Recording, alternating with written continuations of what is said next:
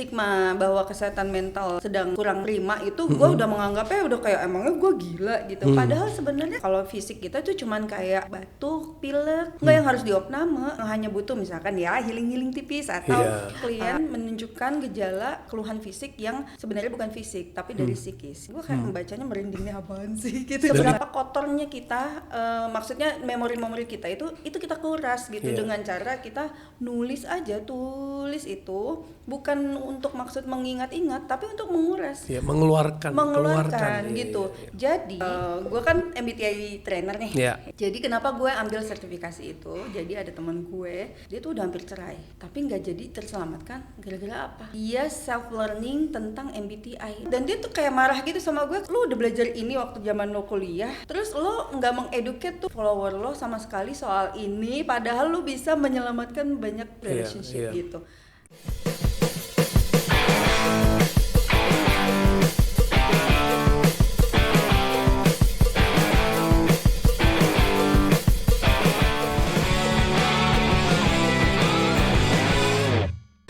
Oke, welcome to Mindset Merdeka Podcast. Hari ini gue kedatangan sahabat gue, namanya Nunik Tirta. Biasanya dia dikenal sebagai a mother of 3, tapi sekarang jadi mother of 2.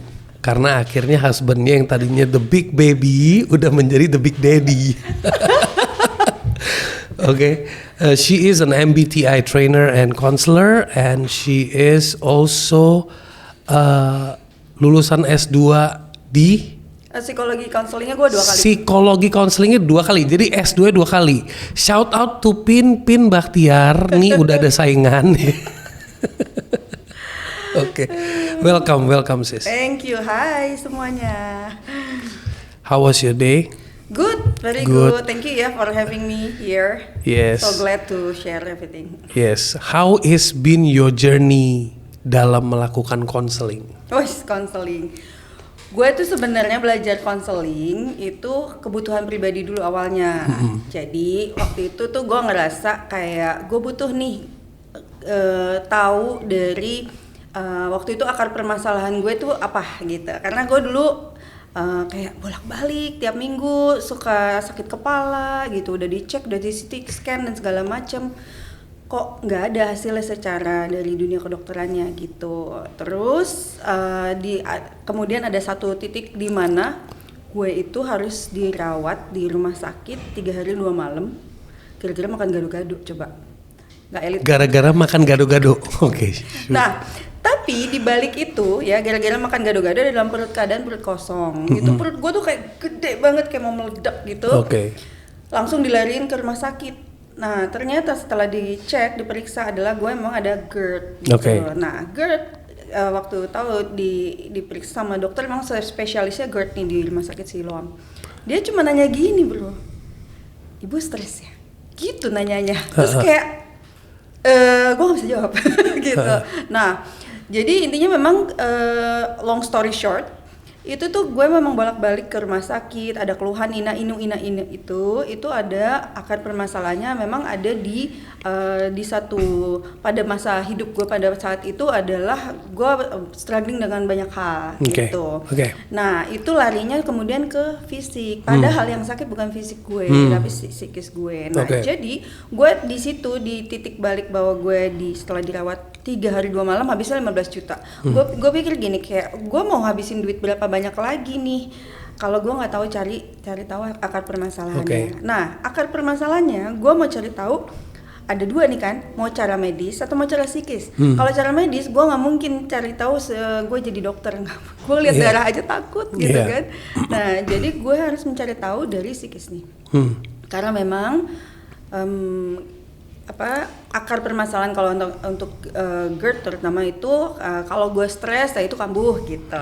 Nah ya udah akhirnya bulan berikutnya gue langsung daftar untuk kuliah psikologi konseling ini gitu. Terus nih yang menarik, pas gue daftar kan harus dites dulu tuh ya. Ada namanya tes MMPI, itu sekitar 600-an pertanyaan ya.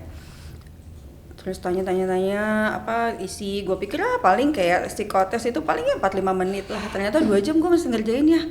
Terus hasilnya gue gak diterima Mas, terus kan hasilnya gini, di transkripnya ya ditulisnya dalam keadaan mental kurang baik. Gue kayak kaget gitu, emangnya gue gila atau gimana gitu kan, kayak dia orang nggak bisa kasih penilaian seperti dalam keadaan berarti dia orang memang jadi memang MMPI tahu itu yang gue tahu ya, itu semua pejabat negara ya, terutama apalagi mau jadi presiden, menteri itu harus melewati itu untuk memastikan memang dia ya in a very good mental state health, of mental ya. Nah di situ gue kaget kan, karena kan waktu itu juga belum benar-benar belajar tentang mental health yang secara benar ya gitu. Jadi masih stigma bahwa kesehatan mental sedang kurang prima itu gue udah menganggapnya udah kayak emangnya gue gila gitu. Padahal sebenarnya kesehatan mental kita kurang prima tuh bisa jadi kayak kalau fisik kita tuh cuman kayak batuk, pilek gitu, nggak yang harus diopname, tapi emang hanya butuh misalkan ya healing tipis atau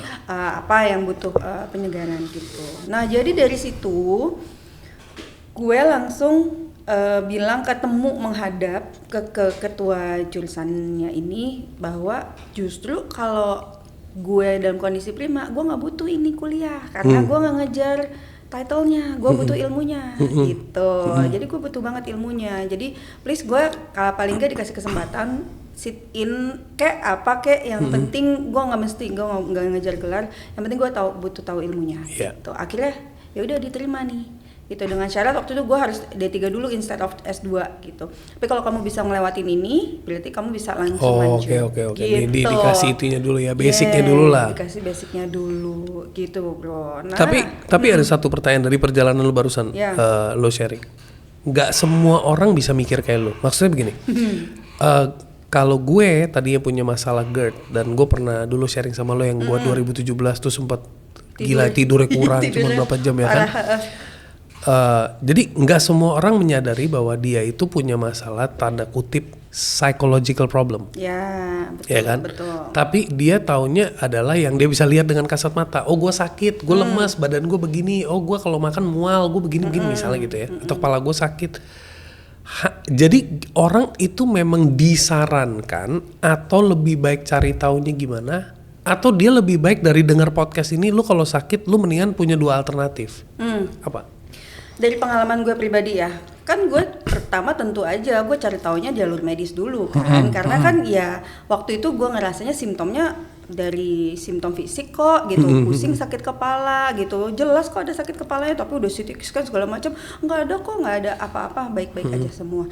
Jadi dari situ gue baru mulai mencari tahu bahwa ini bukan fisik lagi sebenarnya, psikis nih sebenarnya gitu. Jadi ada satu memang masa-masa dalam hidup gue yang dimana itu stresnya itu kayak kecil numpuk.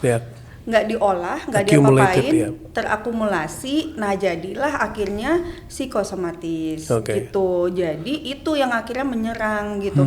Yang di MMPI itu bro, gue pas baca kayak merinding banget asli. Cuman menjawab 600-an pertanyaan kok bisa akurat, benar-benar akurat, bahwa di situ ditulisnya kayak sering menunjukkan klien menunjukkan gejala fisik, keluhan fisik yang sebenarnya bukan fisik tapi dari psikis gitu. Di situ tertulis kayak gitu. Gue kayak membacanya merindingnya apaan sih gitu. Dan itu adalah proses tes waktu mau masuk lo punya. Waktu mau masuk itu gitu.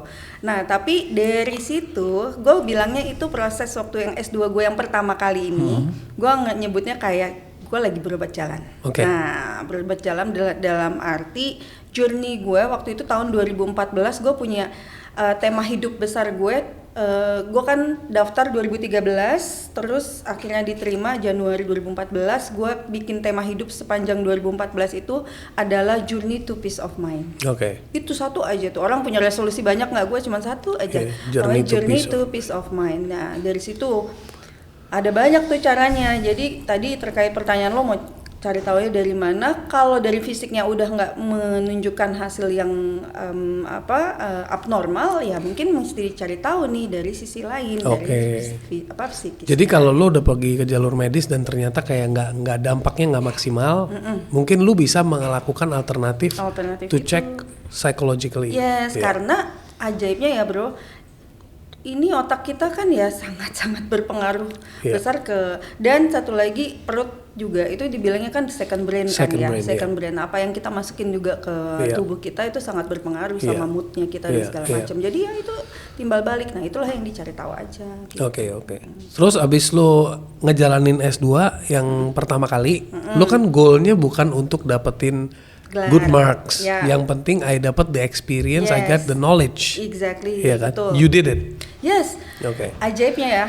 Ini gue baru mulai masuknya itu kan bulan Februari.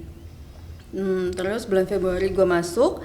Bulan Maretnya gue sama Natali ada retreat pasutri, itu juga titik baliknya kita untuk hidup relationship jauh lebih sehat. Dan di bulan Julinya ini anak gue ini, kalau gue tiap kali cerita ini gue sampai kayak aduh gitu ya, terharu banget. Dia itu ya meluk gue dari belakang. Waktu itu dia usianya 6 tahun berarti. 6 tahun apa 8 tahun ya? 8 tahun deh. Anak yang pertama yang kedua? Anak gue yang pertama. 8 8 tahun, dia 2006, 2014 ya, 8 tahun berarti. Dia tuh meluk gue dari belakang bro. Terus dia ngomong gini, Mommy I'm so happy, Mommy is now less cranky, katanya gitu. Bagus juga tuh. Dia ngomongnya less cranky. Karena emang gue dulu berarti selama ini dia menyadari, dan kitanya maksudnya kita sebagai parent belum tentu nyadar ya. Gue nyadar, sebenarnya gue nyadar. Cuman gue sendiri kesel karena gue kesel, ngerti nih. Oke. Kesel karena kesel ya. Gue sendiri kesel karena ngapain gue kesel ya gitu. Gitu. Jadi dan gue sendiri kayak nggak bisa cannot help myself untuk to handle myself. Nah ternyata dari hasil gue belajar itu, psikologi konseling itu benar-benar titik balik gue untuk bisa balik ke diri gue, mengenali diri gue sendiri. Sebelum gue bisa take care of my family, husband and kids, kitanya sendiri dulu harus benar-benar kenal sama diri kita, gitu. Nah, jadi journey gue waktu S2 pertama kali gue itu proses healing gue yang luar biasa banget, dimana gue kembali mengenali diri gue seutuhnya, dan gue jadi tahu nih blank spot gue di mana, terus titik kelemahannya di mana gitu, terus room for improvementsnya di mana, kekuatan gue di mana gitu. Itu terbantu banget dari apa yang gue pelajari selama kuliah itu. Jadi waktu kuliah salah satu tugasnya adalah harus menuliskan trauma terbesar dalam hidup. Waduh, tuh selama ini gue nggak mikirin loh, kayak ngapain diinget-inget dulu, kan orang mikirnya gitu ya, ngapain diinget-inget gitu. Tapi begitu dikasih tugas itu kan mau nggak mau harus menghadapi diri gue dengan trauma-trauma masa lalu, masuk ke dalam lagi. Yoi, langsung kayak, itu ngerjainnya dengan bercucur-cucur air mata gitu. Karena it's emotional. Iya, tapi itu namanya penting banget nguras.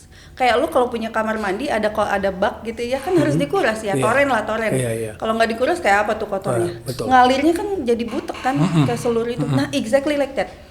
Kadang-kadang kita harus ngelihat seberapa kotornya kita, maksudnya memori-memori kita itu kita kuras gitu, dengan cara kita tulis itu bukan untuk maksud mengingat-ingat, tapi untuk menguras, mengeluarkan gitu. Jadi the past experience itu yang tadinya mungkin kita bilang trauma udah nggak jadi trauma lagi ketika kita sudah bisa mengingat itu tanpa rasa kesal, rasa marah, rasa ini. Jadi kita udah melihatnya itu dengan lebih light, gitu. Jadi bahkan ya kadang-kadang udah tinggal ya ketawain aja dulu gue begini gitu, kayak aneh banget. Udah nggak ngefek ya.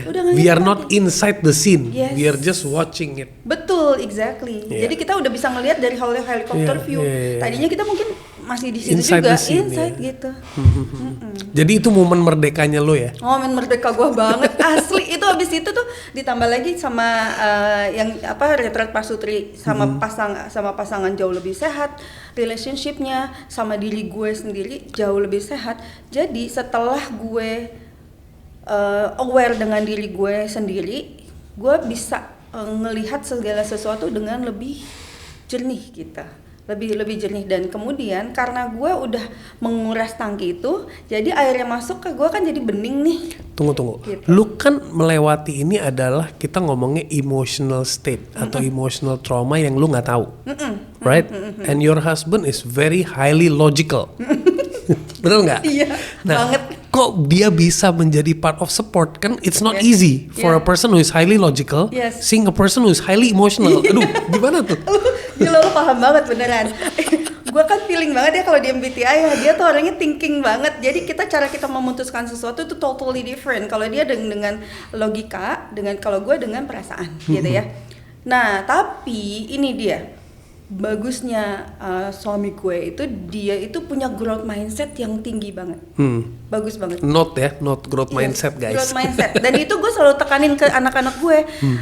Kalau disuruh satu aja sebutin kualitas diri dari calon pasangan yang kalian harus cari, harus punya growth mindset. Itu yang paling penting menurut gue ya selain mungkin kalau perlu yang lain-lain gitu.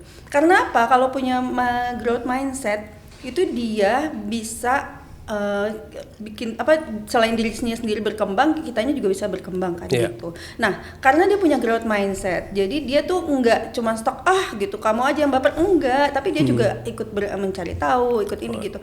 Bahkan dia juga nemenin gue waktu yang gue nego-nego sama kepala jurusan biar diterima itu. Itu dia ikut menghadap bahwa iya ini ada keluhan begini-begini, jadi ini maksudnya untuk ini gitu. Very supportive ya. Very supportive. Tiap gue kuliah diantar jemput. Gile. Dan tapi enaknya gini, tiap diantar jemput, gue kayak ngulang pelajaran karena gue ceritain ke dia. Jadi sebenarnya dia kuliahnya gratis dari gue.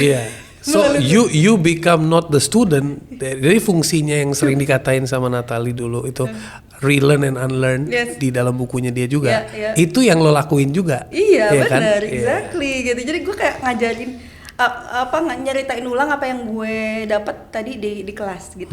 Dan ini nggak cuman selama gue S2 ya bro. Jadi waktu gue S1 dulu, dari zaman pacaran nih, bayangin pacaran, rumah dia di Bekasi, rumah gue di Mampang nih Jakarta Selatan, kampus gue di Meruya Jakarta Barat mepet Tangerang. Itu dia tiap Sabtu Minggu nganterin gue. Terus kayak jemput di Mampang, nganterin ke Jakarta Barat, balikin gue lagi ke Mampang, terus pulang ke rumahnya di Bekasi. Dan itu setiap Sabtu Minggu, dan nungguin loh seharian. Jadi dia itu kalau ada term SI ya, SI itu sensing intuitif ya. Sensing intuitif. Kalau dia suami idaman ya. itu apa yang gua ngeliat ya, ini orang ya udah serius gitu. Maksudnya kalau nggak serius ya ngapain dia sampai segitunya juga. Betul. So after that you took, berarti journey lo udah ngambil S2 itu yang buat sekalian lo belajar, dan itu adalah proses di mana lo akhirnya jadi get to know, oh my god ternyata these are the issues, and then you retook the S2 this time untuk title yang ini. Jadi bukan semata untuk title, tapi gini, yang kedua itu lebih ke pastoral counselingnya. Karena lebih dari sisi konseling pastoralnya lebih kuat gitu. Dan memang kalau yang pertama kan MA ini sayangnya kalau di Dikti itu masih belum diakui. Jadi maksudnya belum diakui secara si Dikti ya. Tapi kalau ininya kan udah secara resmi, kita kayak kuliah biasa. Tapi kalau yang kedua ini udah jadi gue sebenarnya titlenya ini bro, Master of Theology. Terus orang-orang kayak mau jadi pastor, gue kayak aduh berat banget ya title gue gitu. Jadi gue gak pernah keluarin tuh sebenarnya. Karena buat gue terlalu berat. Dan memang tujuan gue. Tapi lu nggak ngomong, lu nggak salah sih, si Pinpin itu kan ngambil S3 di teologi.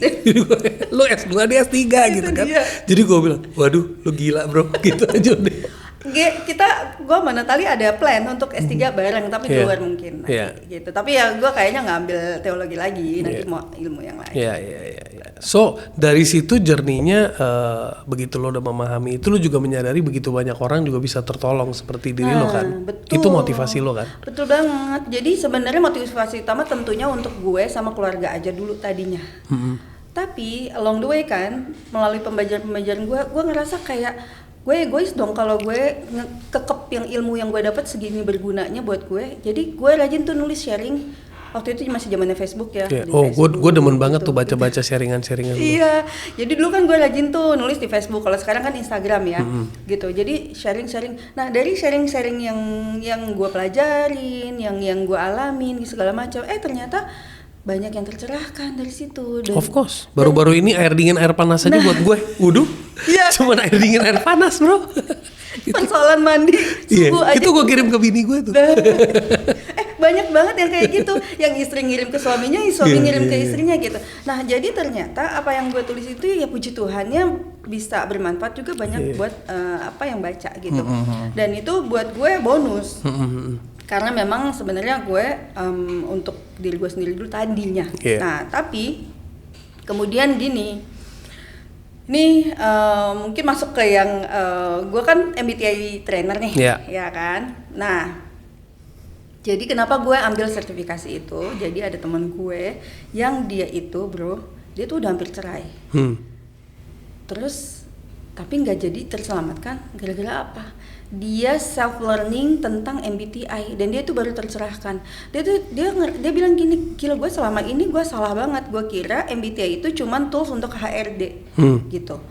Ternyata ini berguna banget dan dia tuh kayak marah gitu sama gue kayak lu udah belajar ini waktu zaman lo kuliah waktu itu 4 tahun yang lalu gitu. Terus lo nggak mengeduket tuh lo punya follower waktu itu masih belasan ribu follower gue. Lo nggak mengeduket follower lo sama sekali soal ini, padahal lo bisa menyelamatkan banyak mungkin relationship gitu. Dan itu menjadi motivasi.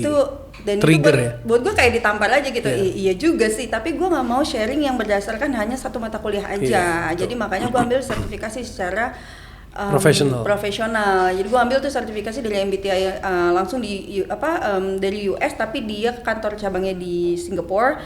Pas waktu itu dia ada training di Bali. Jadi gue ikut deh tuh training di sana. Nah, dari situ mulailah gue mulai kasih training itu untuk counseling. Jadi bisa private one-on-one counseling atau sama buat company. Kalau buat group mapping itu juga bagus banget bro gitu. Betul. Karena MBTI itu sesuatu yang buat gue dari yang sudah beberapa yang gue pelajarin ini yang implementable ke banyak hal. Jadi selagi berkaitan sama manusia itu kepake buat gue untuk mapping orang, buat gue enak deh gitu. Gue suka nih barusan lo ngomong begitu. Menurut gue banyak orang sekarang terjebak. Menurut gue kesempatan nih terbuka nih. Kesempatan juga terbuka, jebakan juga makin banyak. Contoh, kesempatan untuk orang berkarir secara content creator makin mantap. Tapi orang pada jadi beo dan betet makin banyak. Tapi banyak orang sibuk istilahnya mau jadi hero to help others. Itu motivasinya bagus. I want to help others. The motivation is good. But tapi fase untuk you help yourself first, itulah yang penting. Nah, maybe you can share the importance. Jadi kayak misalnya banyak orang MBTI, Enneagram, there are so many different tools. Bullshit lah. Inilah. How impactful it is to know yourself. Karena gue pernah di fase, gue kenapa nanya sama lo ini, waktu gue di fase yang kita sekelas bareng, itu sebelumnya segala tes gue jalanin, sampai ke Strength Finder segala gue ikutin. Just one thing, I want to know myself. That was my motivation. I want to know myself. Who am I? What am I good at? That's it. Nah, kalau gue gini bro, kita tuh manusia mau nggak mau, sadar nggak sadar, harus diakui bahwa kita tuh punya blind spot yang tanpa bantuan orang lain kita nggak bisa ngelihat. Agree. Ya. Nah, dari sekian banyak tools, dari banyak banget cara. Salah satunya mungkin lo nanya ke orang yang mau sahabat, mau keluarga, mau ini. Gue juga secara concern nanya gitu sama mereka gitu, apa ya kira-kira yang bisa gue ini improve. Nah, atau bisa juga melalui yaitu tadi assessment. Kalau gue nggak menganggap MBTI itu bukan tes teman-teman. Jadi jangan salah. Jadi MBTI bukan tes. Kenapa? Karena kalau di MBTI kan nggak ada jawaban salah, nggak ada jawaban benar nih. Betul. Nah, itu membantu kita mengakses diri kita dulu sendiri ya dari awareness. Gue selalu bilang kalau ke teman-teman bahwa 3 hal ini kalau dipakai, prinsip 3A ini kalau dipakai itu akan ngebantu kita banget bro untuk bisa menjalani hidup lebih easy. 3A. Aware, accept, sama adapt. Jadi awareness. I love this. Yes. Karena awareness itu the very first thing. Kalau kita nggak sadar ada yang perlu berubah dari diri kita, ya kita nggak akan pernah berubah bro. Gitu. Dan perubahan itu harus mulai dari diri kita sendiri dulu gitu.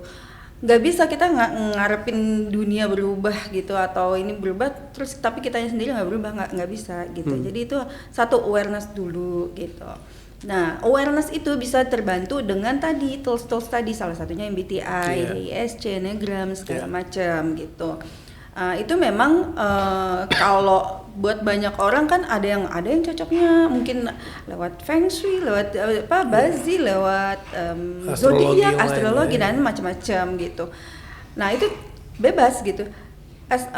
Intinya tujuannya kan untuk membantu dia untuk mengenali diri sendiri gitu. Nah, terus setelah aware kita baru bisa tuh accept dulu ya, jadi kita menerima bahwa memang ada perbedaan. Kadang-kadang kita yang bikin dulu gue kayak uring-uringan gitu karena gue nggak ngerti kenapa gue marah ya. Oh ternyata yang marah itu bukan gue yang sekarang sebenarnya, yang marah itu adalah inner child-nya gue nih. Gitu, kayak waktu gue nggak anak gue melengos waktu gue ajak ngomong, gue bisa marah banget gitu. Lah kenapa ya? Padahal dia bukan melengos karena apa? Karena ngantuk gitu. Tapi kok gue bisa meledak, bisa marah? Ternyata karena inner child gue yang terluka karena waktu kecil gue kurang didengarkan. Ya kan permasalahan anak-anak zaman dulu kan parenting satu arah ya, gitu. Jadi anak tuh kayak nggak ada suaranya gitu loh, nggak boleh bersuara gitu. Jadi harus nurut dan segala macam.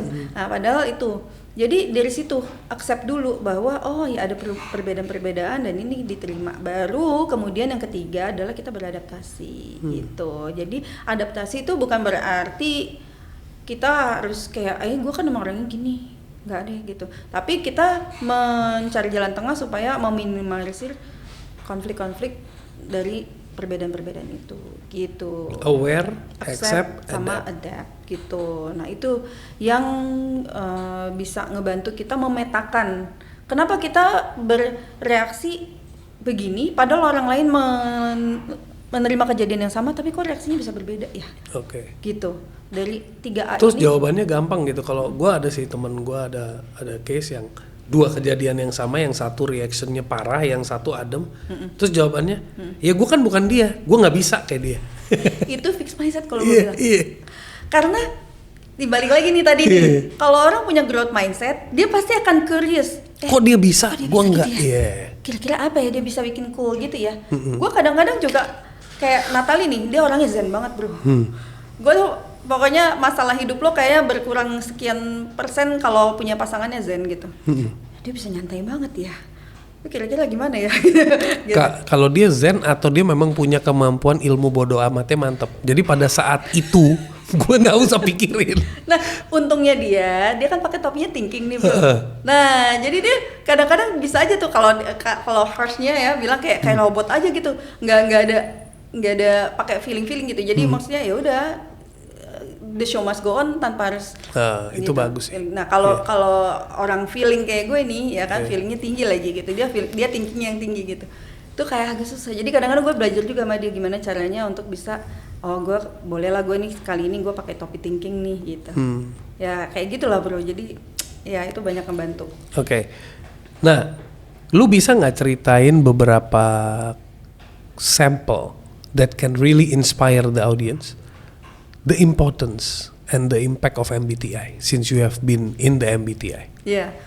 Waktu gue pertama kali diperkenalkan sama MBTI secara resmi ya, dulu kan ya baca-baca aja. Nah ini di kelas kuliah gue, itu tahun 2014 tuh. Terus dosen gue bilang gini, kalau kamu punya pasangan, ajak pasangannya sit in. Itu bagus banget soalnya gitu. Nah gue kasih tau lah dia, karena balik lagi nih, karena dia punya growth mindset, dia doang dari sekelas yang pasangannya yang ikut dia doang, yang lain nggak ada.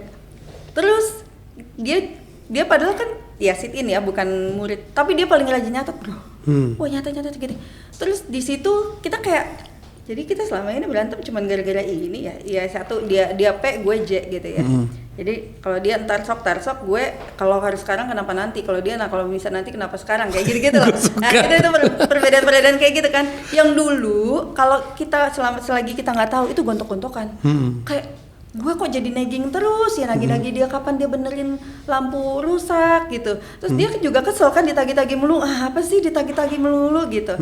Nah setelah kita udah sadar nih, udah tahu, kita tuh nggak gontok-gontokan lagi, tapi kita kayak udah ketawa-ketawain aja. Jadi perbedaan-perbedaan yang memang udah kan, kalau di MBTI itu kan kita mencari nature-nya bro. Iya, nature-nya, bukan benar. nurture-nya tuh. Iya. Nah, nature itu kan cenderungnya factory setting lah kita bilangnya. Iya, alamiahnya gitu. Nah, sesuatu yang mungkin butuh waktu untuk di-adjust gitu ya, kita nggak usah in a rush, tapi ya kadang-kadang yang perbedaan-perbedaan gitu jadi kita bercandain aja gitu. Ya ampun, orang fading gini nih gitu kan, tapi itu ya take it lightly gitu, tapi nggak jadi bahan berantem lagi kayak gitu bro. Nah itu cuma salah satu itu yang di dalam kan. Di dalam. Nah selama lu keluar nih, kita ngomong dari sisi employee yang pernah lu bantu. Terus kalau tadi itu bagus tuh as a couple, I'm sure yang nonton couple tuh langsung nyadar tuh ya. Terus dari sisi employee, dari sisi parenting. Nah ini penting nih, dari sisi employee, maksudnya employee itu orang-orang yang bekerja ya di company, sama dari sisi parenting. Nah ini menarik ya, kalau yang employee, Natalie begitu habis selesai ikut kelas itu, timnya itu dia minta isi untuk MBTI assessment itu, supaya apa, dia bisa memetakan yang mana bukan untuk mengkotak-kotakan orang, karena MBTI ini kan resultnya ada 16 nih, 16 tipe kepribadian. Nah 16 tipe kepribadian tuh bukan kita buat mengkotak-kotakan orang bro, tapi ibaratnya gini, kalau rumah ada 16 kamar, dia paling nyaman di kamar yang mana? Nah gitu tuh. Nah dia di kamar yang mana, pendekatannya beda kan bro? Iya kan, kayak gini. Desain kamarnya juga harus gimana? Iya betul. Nah, misalkan kalau gue ini tipenya INFJ berarti, nah gue tuh paling nyaman kan di kamar, berarti kamar gue tuh namanya INFJ nih gitu. Nah yaudah, berarti kamar itu pendekatannya seperti apa, beda sama pendekatannya si gudang nih misalkan, yang kita jarang akses nih gitu. Nah dia di sama karyawan, dia tuh bisa sampai yang kayak gini, oh karena tahu tipe karyawan ini tipenya, salah satu contohnya ya, ini dia FP ya. F itu kan feeling. Nah, P itu suka nunda-nunda. Jadi intinya dia bukan suka nunda, tapi dia tuh mencari inspirasi dikumpulin baru dikerjain. Tapi hasilnya kadang-kadang suka mepet-mepet gitu. Nah, jadi pendekatan yang dia lakukan ke karyawannya adalah, bro, kalau lo telat ngasihnya setornya, ini temen lo semuanya jadi kena semua nih, kena juga, karena domino dia, effect nanti. Domino effect, karena dia feeling kan, jadi dia empatinya kan tinggi. Nah jadi dia oh iya ya gitu, jadi gue harus nyetornya lebih cepet nih, early nih, gitu. Jangan sampai gara-gara gue yang lain kena. Gitu. Nah itu kan ngebantu banget nih. Jadi dari komunikasinya juga. Berarti beda. it affects into the leadership, it affects into the management and the corporate communication ya. Bener banget gitu. Jadi kayak misalkan gue punya PA dulu waktu awal-awal gue hire PA itu udah berapa tahun yang lalu, dari 2017 ya, 7 tahun yang lalu. Waktu gue hire dia, gue kok jadi nambah banyak kerjaan gitu. Banyak yang suka ngomong sama gue kayak begitu. Kan?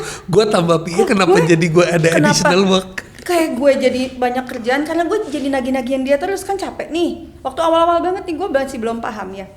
Nah, terus kenapa gue jadi capek ya nagih-nagihin dia gitu. Setelah gue belajar MBTI, gue paham nih, gue kan tipenya J. J-nya gue hard lagi, tinggi gitu ya. Jadi gue tuh sukanya kayak tek gitu. Lu bikin to-do list, apapun gue bikin to-do list.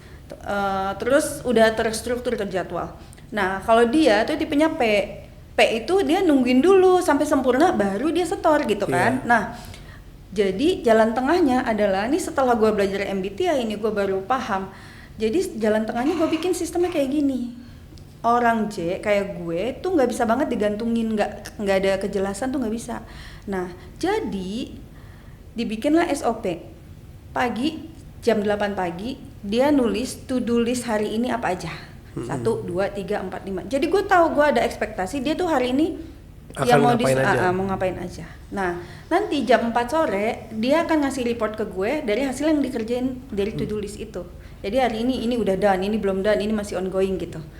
Jadi gue ada ekspektasi dan gue tahu, dan gue jadi nggak usah nagih-nagih dia lagi. Dan you are not in the dark. Not in the dark, karena paling nggak enak kayak in the dark gitu. Jadi gue kalau keinget tengah malam, gue bisa nih bro, dulu tengah malam nih kerjaan gue kayak neror dia gitu kan, karena gue kalau gue tunda gue lupa, ya kan. Nah jadi dulu bisa tengah malam gue tapi bilang sama dia, Arni, saya kalau ini suka inget malam, jadi kamu kerjanya besok pagi nggak apa-apa, jadi nggak usah malam-malam itu dikerjain gitu.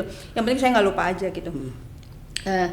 Jadi dulu tengah malam tuh tulis di WhatsApp. Tapi sekarang udah ada namanya Todoist tuh. Gue suka banget pakai Todoist. Jadi kalau itu gue tinggal taruh di Todoist, masukin ke Todolistnya dia buat besokannya, kasih dia mesti kerjanya kapan. Nah itu ada jelas. Kayak gitu. Itu untuk dunia profesional. Using technology to its maximum juga penting. Teknologi sama MBTI itu. Nah untuk parenting ini yang paling menarik buat gue. Since lo juga ini ya, parenting ya. Nih. Parenting tuh dulu gini ya, ini yang paling buat gue berasa banget, lifesaver banget ya ampun. Anak gue yang pertama sama yang kedua totally different personality. Iya. Kakaknya kan anak art, dia udah cuek. Kamarnya berantakan parah. Terus dia tuh kalau bisa tuh dulu naik jemputan dari Tintin gitu dia baru siap-siap. Lo bayangin satu jemputan bisa nungguin dia siap-siap dulu gitu kan? Itu kan. Gue kecilnya begitu. Gue sama adik gue dulu totally different. Adik gue itu sekolah jam 8, dia 7:30 udah ready. Zaman di Madiun ya. Dia naik beca itu cuma 10 minutes nyampe. Berangkatnya aja becanya harus beda. Tuh. Kayak gitu. Sama persis. Yang anak yang kedua ya si adiknya.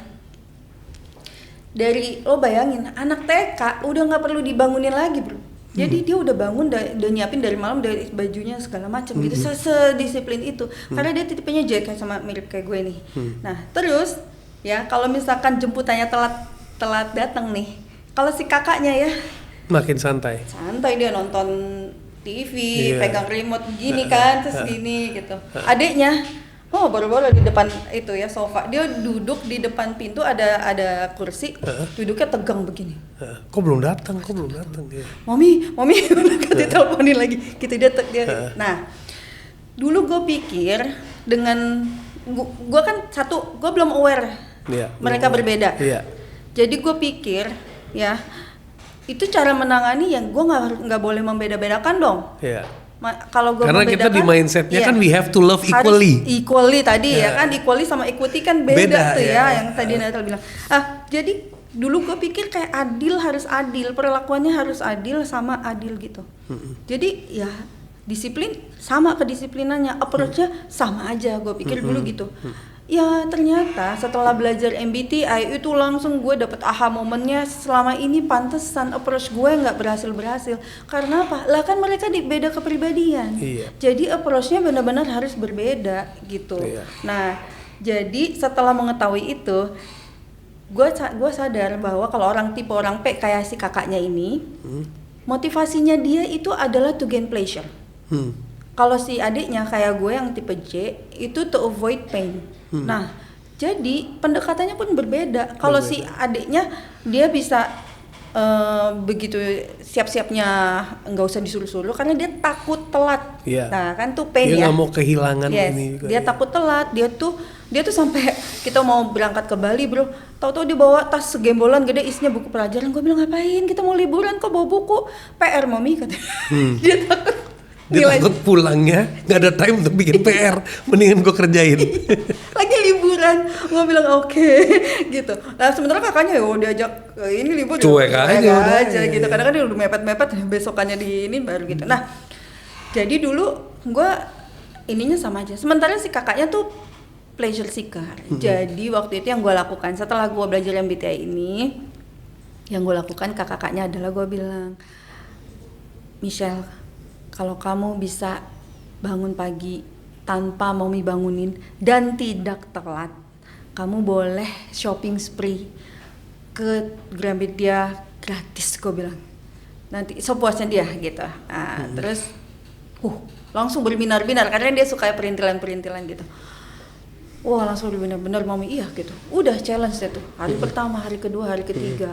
Wah dia benar-benar kayak miracle banget buat gue. Gila dia nggak pernah dibangunin lagi. Itu kelas 1 SMP tuh, dia kelas 1 SMP. Waktu hari Kamis kan ada startup lokal tuh kita punya komunitas tuh ya. Gue pulang jam 11 malam dia masih bangun. Terus gue bilang loh nanti kalau kamu besok kamu telat nanti harus ngulang lagi loh.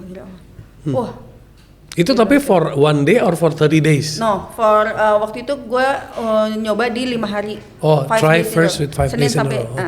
Satu Senin sampai Jumat. Bener aja hari Jumat dia bangunnya telat. Terus dia bangun telat, tahu nggak bro? Pertama kali dalam hidup dia nangis karena bangun telat. Itu udah achievement tuh. Itu achievement banget karena selama ini dia mau telat gimana juga nggak peduli. Iya. Gitu. Dia udah nangis, jadi aku harus ngulang lagi Mami, iya gitu. Udah. Tapi setelah itu kan diulang nih. Nah, hanya butuh waktu untuk 21 hari kan untuk membangun kebiasaan kan. Nah, dari situ akhirnya ya udah sampai sekarang dia udah nggak pernah yang telat-telat gimana. Jadi lu repeat that concept for 21 times. 21 times or 21 days? 21 days. Oke. 21 days. Jadi challenge itu dulu dari yang kecil-kecil gitu. Dan nggak mesti yang selalu shopping spree atau apa. Tapi kayak misalkan yang bikin dia orang happy aja. Yang bikin dia happy. Tambahin misalkan screen time-nya ditambahin gitu. Kan kalau dulu waktu lagi anak-anak masih pre-teens itu kita masih pakai controlling head kan nih. Nah, itu mereka wajib banget parkir gadget di kamar kita setiap jam 9 malam. Nah, jadi kalau misalkan dia kita mau dia ngerjain apa gitu ya, extra work gitu. Kita bisa kasih, kamu mau kasih waktu screen time-nya tambah 5 menit atau 10 menit gitu. Kayak gitu, hal simpel-simpel gitu aja. Itu udah pleasure buat dia kan. Gitu. Itu salah satu contoh untuk MBTI gimana bisa diterapkan di parenting. I'm sure every man has never trained to be a father. Every mother has never been trained to be a mother. Setuju ya? Every woman has never been trained to be a mother. Seberapa penting menurut lo kita pribadi meningkatkan kecerdasan emosi kita? Kalau buat gue ya, karena gue udah mengalaminya sendiri, itu benar-benar crucial sih bro.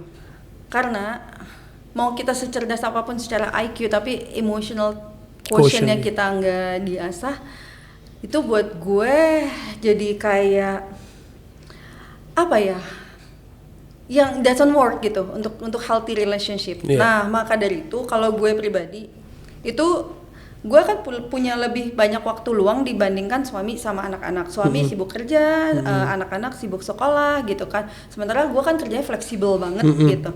Nah, jadi gue selalu menurture diri gue dengan tiap pagi gue masih ada target adalah baca buku.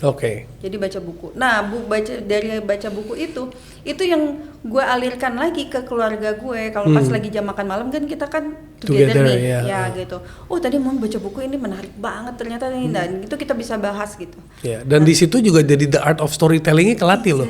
Iya kan? Gitu. Dan orang bisa nimbrung dan segala macam. Nah, itu balik lagi ke gimana kita meningkatkan diri kita, kan ada banyak caranya itu. Apa yang membuat lu termotivasi? Please share with the audience. Supaya mereka tuh bisa ada buttonnya. Kadang-kadang capek banget ngomongnya tapi kayaknya nggak ada button yang bikin I have to step up.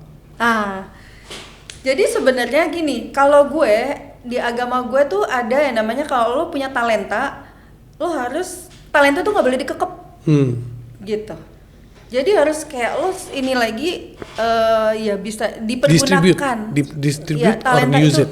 You use it untuk digunakan, dan nanti itu talenta itu ya akan bertumbuh gitu. Nah, jadi gue percaya banget tiap kita nih kan punya talenta masing-masing ya apa gitu. Kalau gue mungkin di kemampuan gue untuk menulis dan ya mungkin menceritakan atau menuangkan hasil pikiran yang mungkin bisa mempengaruhi pikiran orang lain juga pada akhirnya gitu. Nah, gue merasa ada gitu ya ininya di situ. Nah, kita lihat nih anak-anak gue yang satu art banget dia, terus yang satu lagi ini anaknya bisnis dan segala macam gitu. Nah, itu diasah. Jadi buat gue kalau kita udah menemukan apa yang satu yang kita suka, kalau orang ini ikigai ya kan, udah menemukan ikigainya gitu ya, itu kan buat kita jalan selaras dengan baik. Nah, itu bisa motivasi itu udah bukan sesuatu yang dicari dari luar harusnya, tapi dari dalam diri sendiri tuh udah ada kayak kebutuhan gitu. Kayak gue kalau nggak baca dalam satu hari itu kayak craving gitu, kayak ada yang kurang dalam hidup gue, udah kayak nggak tidur aja gitu. Jadi harus ada yang gue baca. Lu bangun habit itu ya? Iya, gue bangun habit itu. Lu percaya nggak, di kamar mandi gue, like literally di kamar mandi gue di toilet itu deretan buku panjang segini, panjang banget, isinya buku semua. Dan lu sama laki lu dua-duanya demen baca? Gue demen baca, dia audio sebenarnya.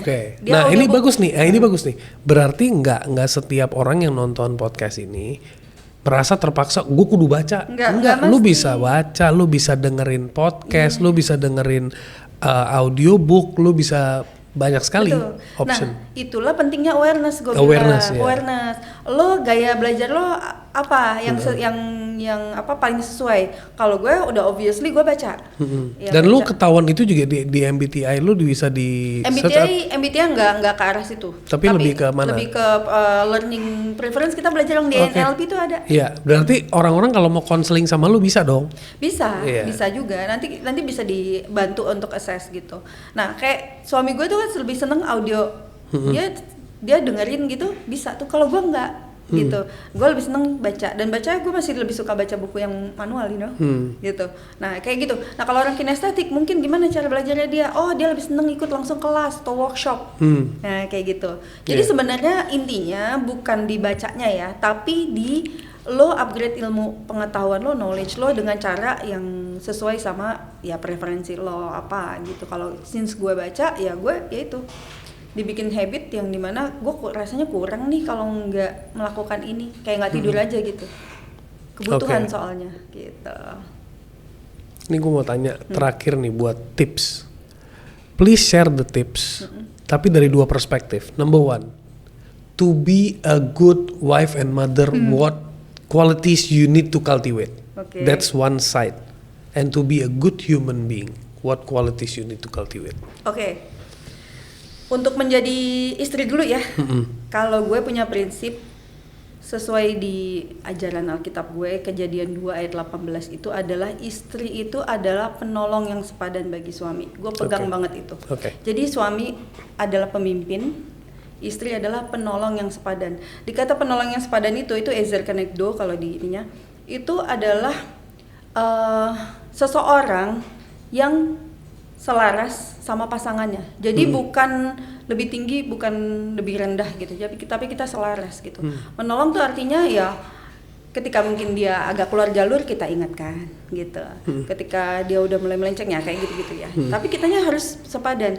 Jadi kualitas diri yang kita harus tingkatin adalah ketika pasangan kita udah nyampe sini, kita harus mau ngejarnya, jangan sampai jauh banget gapnya. Karena kalau udah jauh banget gapnya, itu yang ada di sini kan nggak nyambung ngomongnya. Nah kayak misalkan contoh ya, begitu gue tahu Natalie bakalan jadi CEO, waktu itu kan dia masih jadi CTO nih di sini, yang perusahaan yang sekarang ini kan dia CEO.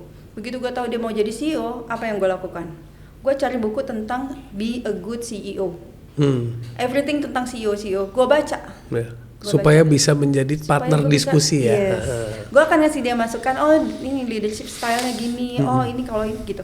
Jadi gue bisa paling enggak, meskipun gue sendiri bukan jadi CEO-nya seperti ini sama dia, tapi gue bisa ikutin. Dan gue kayak misalkan dia lagi ada masalah apa di kantor, oh tentang change managerial, gue cari buku tentang itu, nanti gue akan ceritain ke dia gitu. Karena kan gue punya lebih banyak waktu nih dibanding dia gitu. Nah itu menurut gue ya kualitas hidup, bahwa ya meskipun kita udah punya anak, jangan lupa jadi istri.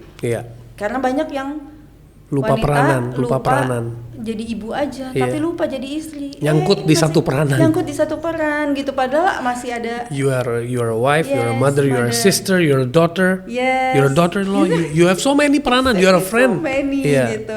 Nah itu satu penolong yang sepadan. Nah kalau dalam parenting, kalau gue sama suami kita sepakat pakai 3 topi peranan.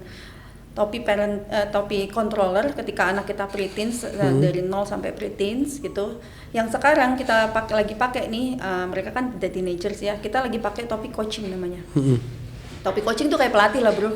Dia nggak boleh ikut main di lapangan dong, ya kan. Tapi kalau dia ada salah-salah yang prit gitu, kita panggil gitu, kita kasih tahu. Gitu.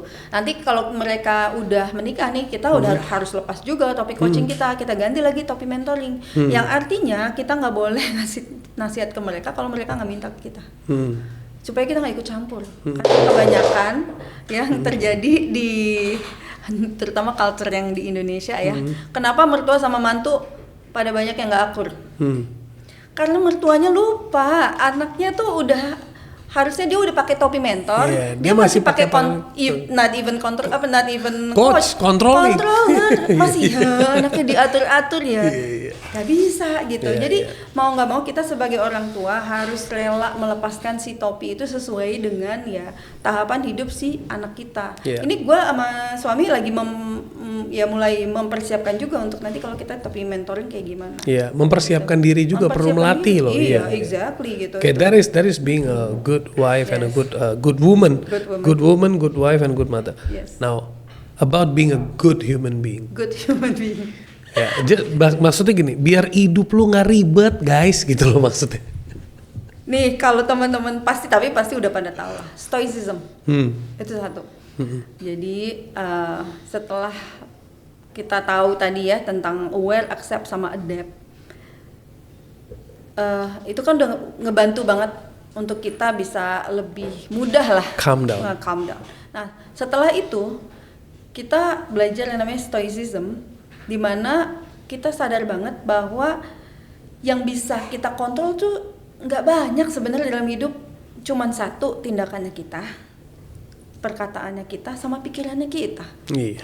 Di luar itu, kalau kita melakukan apa terus orang lain mikirin apa, ya kan bukan di luar kontrol kita. Ini kayak gue lagi ngomong gini terus nanti ada yang sotoy banget gitu. Interpretasinya beda-beda. Iya, beda. Semua orang hidup dengan latar belakangnya masing-masing, backgroundnya masing-masing, asumsinya masing-masing, dan itu totally di luar kontrol kita. Lah ngapain dipusingin gitu. Jadi fokus di yang bisa kita kontrol 3 itu tadi gitu. Jadi menurut gue to be a human being, selain kita aware, accept, adapt tadi, dan kita juga paham dengan stoicism itu bahwa banyak hal yang nggak bisa kita kontrol, kita fokus aja apa yang bisa kita kontrol, dan ya berserahlah hasilnya. Yang penting kita udah melakukan hal yang menurut kita terbaik gitu. Jadi ya hasilnya apapun itu di luar kontrol kita gitu. Oke, sis, kan kita sering ya come across especially in the last 5 years, itu yang namanya manifestation, law of attraction, vibration, ini kontennya lagi spiking up banget. Cakra lah, apalah, meditasi ya kan, it's spiking up, and I love all that topics. Tapi I saw in your recent post yang gue pengen banget, bahkan gue terinspirasi juga ke remind lagi, refresh lagi gitu ya. Waktu lo ngepost fotonya calon pembeli perusahaannya suami lo gitu ya. Dan lo tidak nebak gitu ya. Dulu nggak kebayang. Iya kan? Jadi lo bisa nggak ceritain kok lo bisa mulai punya belief itu, atau lo mulai mengerti tentang pentingnya dream board, pentingnya memiliki dream yang saling mendukung dan sebagainya. Iya, gue percaya banget sebenarnya LOA ya, kalau sebelum gue baca buku itu ya, LOA itu dulu bukunya The Secret kan. Yang heboh tuh kan video The Secret kan. Ya. Sebelum gue baca itu pun secara nggak sadar tuh gue udah sering melakukan ya namanya LOA manifestation gitu. Dan setelah baca itu gue makin menyadari ya memang bahwa ya it's powerful gitu. Dan lebih meyakinkan lagi ketika gue baca buku gue lupa lagi judulnya. Intinya gini, ada di otak kita itu RAS namanya, Reticular Activating System, kecil gitu. Tapi itu fungsinya tuh kayak Waze gitu loh. Jadi kalau kita naruh tujuan nih, gue mau Kuningan City nih sekarang gitu. Terus dari rumah gue ke Kuningan City, gue nggak perlu ngapalin semua jalan yang harus gue lewatin kan, enggak kan? Yeah. Tapi dia akan nunjukin gue jalan, dia akan nuntun rutenya kemana aja gitu. Nah itu fungsinya mirip kayak gitu, sama kayak gitu. Kayak misalkan gini, gue lagi naksir nih Tesla putih gitu ya kan.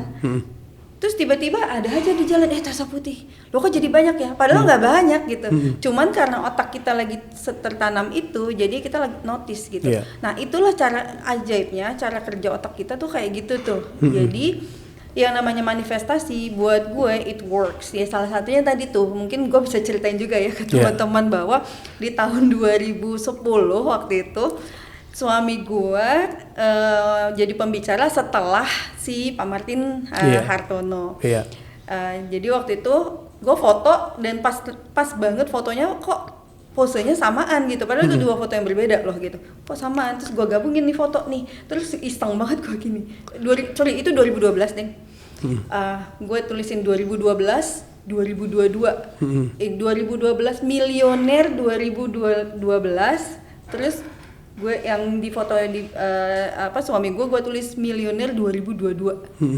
Gue tulis kayak gitu. Itu ngawang-ngawang banget, Bo. Zaman dulu, zaman segitu tuh gue kayak uang berapa ratus juta juga nggak ada gitu kan.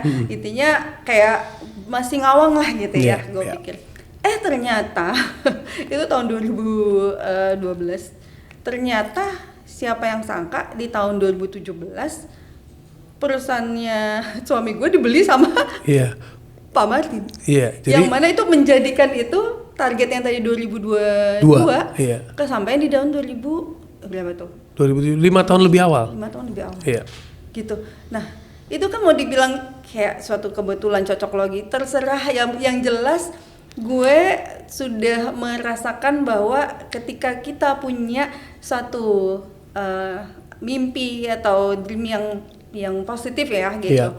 Itu otak kita akan secara ajaib bekerja dengan sendirinya ke arah situ. Jadi nggak cuman dia tadi itu aja gitu, tapi banyak banget hal yang gue kayak kaget sendiri kok setelah gue lihat lagi ke belakang. Gue pernah nulis ini, gue pengen ini gitu. Dan lu nyadarnya pelan-pelan ya? Iya, nah tapi setelah gue sadarin, ketika gue sadar bahwa sebegitu powerfulnya, gue mulai rutin bro yang namanya punya dream board.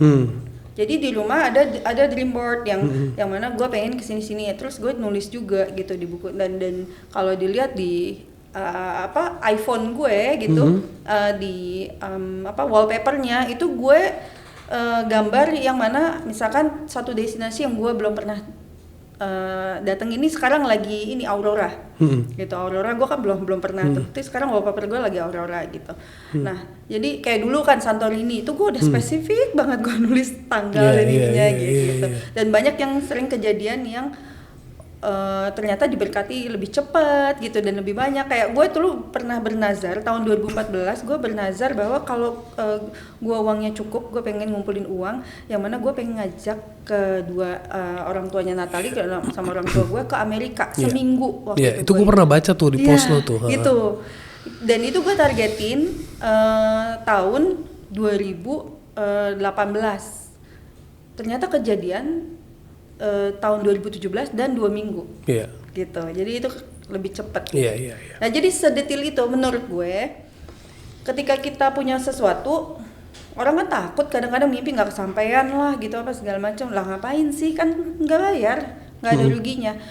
Menurut gue sih ditulis aja. Dan satu lagi hal yang krusial yang menurut gue mungkin banyak yang orang lupa adalah kalau bisa kasih target tanggal yang spesifik. Kalau gue kasih target tanggal yang spesifik supaya apa ya, otak kita jadi akan mengakselerasi tuh gitu. Jadi akan ya fokusin ke situ gitu. Jadi kalau misalkan cuma ngawang-ngawang nggak dikasih target itu ya cuma jadinya impian, bukan goal, bukan target gitu. Ya jangan stuck jadi impian aja gitu. Kalau jadi impian aja kan kita tidur aja udah mimpi. Tapi jangan sampai audiens dapat information ini salah. Misalnya lu biasa pakai Avanza, lu bilang bulan depan gue mau Ferrari. Nah itu kalau sistem logika lu nggak menerima, itu tidak bisa terjadi. Tapi kalau kayaknya dalam 2 tahun dengan kemampuan gue, dengan bantuan Tuhan dan kerja keras gue bisa kebeli. Nah itu masuk akal gitu kan. Buat banyak orang nggak masuk akal juga, tapi buat lu itu masuk akal gitu. Tapi jangan bulan depan bro, kacau. Nanti kayak kasus itu expander nabrak Porsche, tepet tuh, dicium malah gitu. Nah itu juga harus realistis ya. Gue ngeliat gini. Nah soal mobil nih, mumpung lagi ininya juga nyambung banget sama mobil. Jadi gue pernah nulis di blog secara spesifik, gue pengen banget punya Mazda CX-5. Mazda CX-5 merah. Gila, gue spesifik banget. Itu gue tulis ya, bener-bener detail di blog gue. Dan kesampaian lo 3 tahun kemudian. Gratis pula. Tapi lu tulis nggak spesifiknya when? Atau lu cuma tulis gue mau ini, gue nggak tahu kapan? Jadi pada waktu itu karena gue masih pakainya waktu itu, kita pakai apa ya, Livina ya waktu itu. Gue ngitung-ngitungnya gini, selesai nyicil si Livina ini gue bisa nih. Gue bisa nih nanti jual si Livina. Gue bisa lah bayar. Ya berarti kan udah ada ya. Yes gitu. Jual si Livina, ganti nih sama ini gitu. Ternyata ya udah ke ganti dengan si Mazda ini dan tanpa harus nyicil gitu kan. Gratis dari car ownership program gitu. Sama kayak sekarang pakai Tesla nih. Nah, itu gara-gara tahun 2018, gue inget banget, Januari 2018 kita ke Hawaii. Natalie jadi pembicara, diundang sana. Terus di Hawaii itu lagi ada show, bukan show apa sih? Ya kayak mini showroom mini showroomnya. Di mall itu Tesla. Kita gini waktu itu baru launching lah gitu. Terus itu wah gila keren banget gitu kan. Wah keren banget nih pengen Tesla gitu. Itu tahun 2018 ya bro. Nah terus pas lagi pandemi gue inget banget, gue ngomong ke anak gue kayak jokingly gitu, kita mau beli Tesla gitu. Padahal waktu itu kayak masih ngawang-ngawang gitu kan, karena belum masuk pengen Tesla gitu bilang.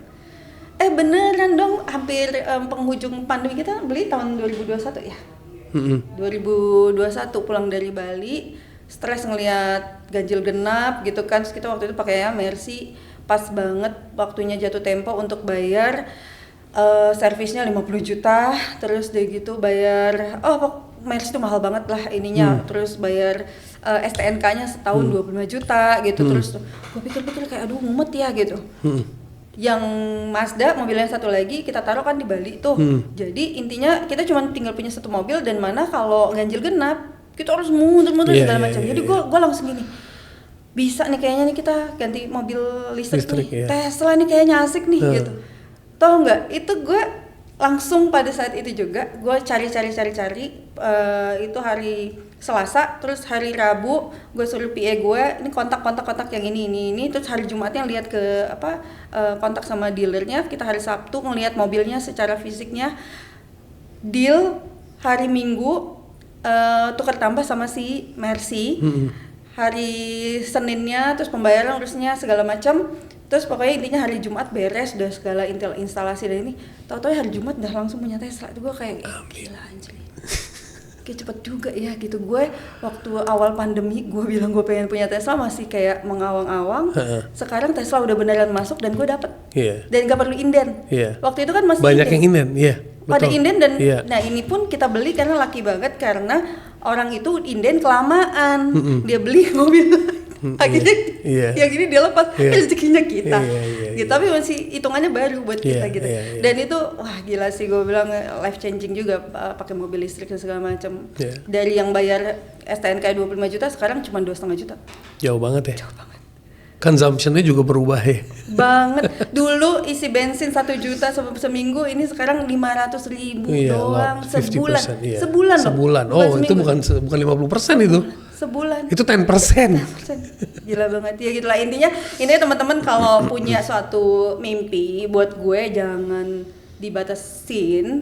Gue malah justru dibebaskan, tapi juga tetap harus realistis ya. Maksud gue kayak supaya sistem kita percaya dulu kan, subconscious kita percaya. Nah, lucunya tapi gini bro, si otak kita tuh nggak tahu loh mana yang udah beneran kejadian, mana yang belum. Enggak, ini gue kenapa lagi mau diskusi sama lo.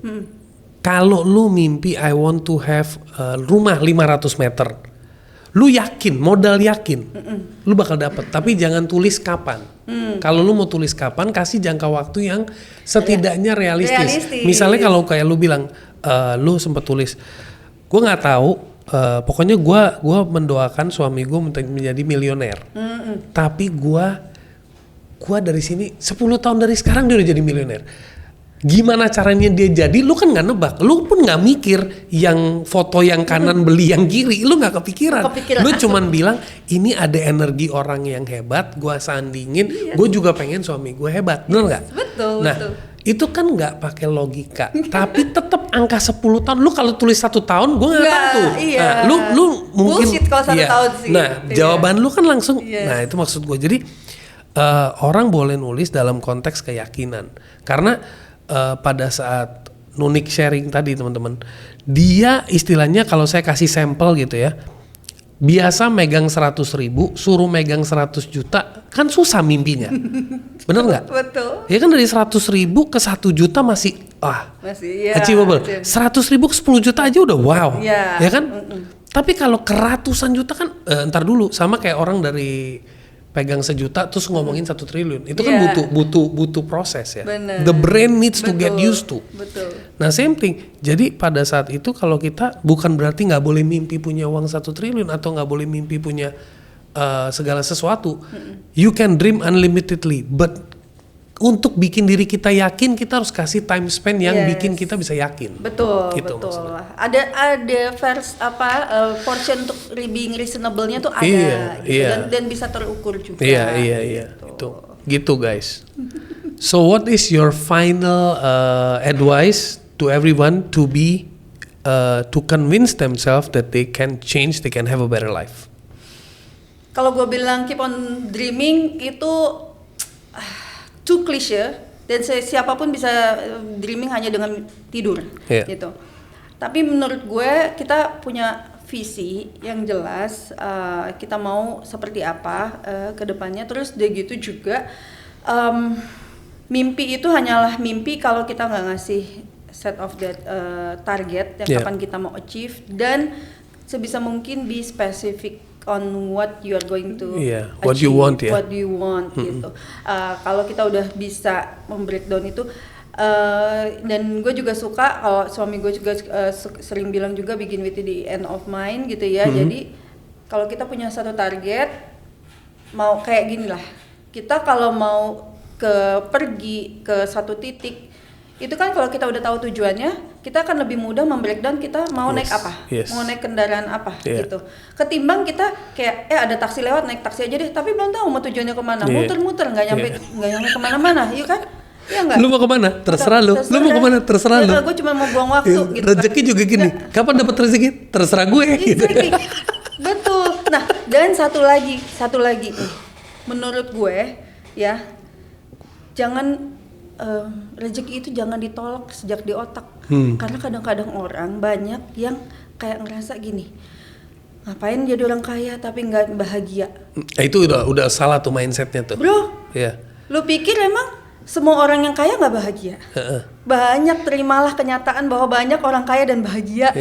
Kalau mikirnya buat apa jadi orang kaya tapi nggak bahagia, lo bahagianya nggak dapat, kayanya juga nggak dapat, buat apa? Tetep gitu. ya. Nangis di Tesla sama nangis di Avanza beda lo rasanya. Nah, kalau gue malah justru opposing that, karena apa? Lah kenapa lo harus milih nangis di Tesla atau nangis di Avanza gitu? Kenapa lo nggak ketawa di Tesla? Oh iya betul, itu gitu. Positif kan? Iya. Jadi gue kayak menertawakan masalah, mau ngapain lo menangis? Buat gue cringe, kayak gue sama suami kita ngobrol, kita ketawa-katawa di Tesla, nggak pernah kita nangis di Tesla. Gitu maksud gue, kayak kenapa harus memilih gitu?